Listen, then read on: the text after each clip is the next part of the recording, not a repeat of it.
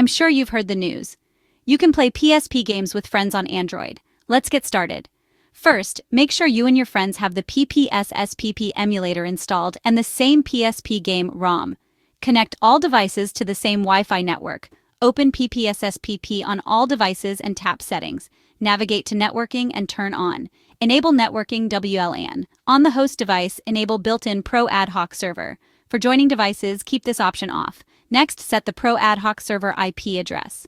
Host can leave it as localhost or use their device's local IP. Joining devices should enter the host's IP address. Set the same port offset. Try 10000 or 20000. Restart PPSSPP on all devices to apply changes. Launch your game and navigate to the multiplayer mode. Host the game on one device and join from the others. Connect and play. If you hit any snags, ensure firewalls aren't blocking connections. Everyone has the same game version, and try restarting your router.